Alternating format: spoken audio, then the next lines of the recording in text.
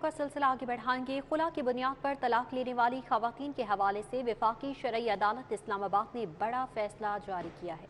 شرعی عدالت نے 1964 فیملی لاء میں شق 10 کی دفعہ 5 اور 6 کو غیر شرعی قرار دے دیا۔ فیصلے کا اطلاق فیملی عدالتوں میں 1 مئی سے دائر نئے کیسز پر ہوگا۔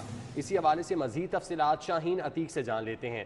شاہین بتائیے گا فیصلے میں مزید کیا کہا گیا ہے؟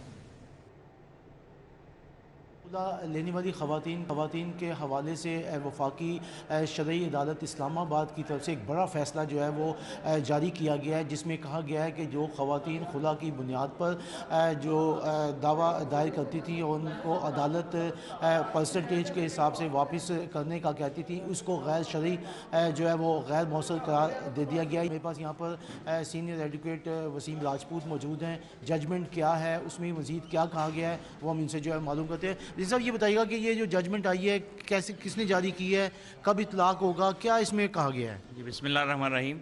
شریعت کورٹ آف پاکستان اسلام آباد سے یہ جس میں چیف جسٹس صاحب کی سربراہی میں 2 رکنی ججز صاحبان 3 رکنی بینچ نے یہ فیصلہ دیا ہے کہ 17/2/2022 کو یہ فیصلہ ہوا ہے، جس میں انہوں نے یہ کہا ہے کہ یہ جو نکاح نامہ میں اگر کوئی خلا ہوتا ہے، خلا کے اندر یہ جو 1964 آرڈیننس فیملی آرڈیننس اس کا جو سیکشن 10 ہے، 10 کا 5 اور 6 ذیلی دفعہ جو اس کی ہیں اس کو غیر شرعی قرار دے دیا ہے۔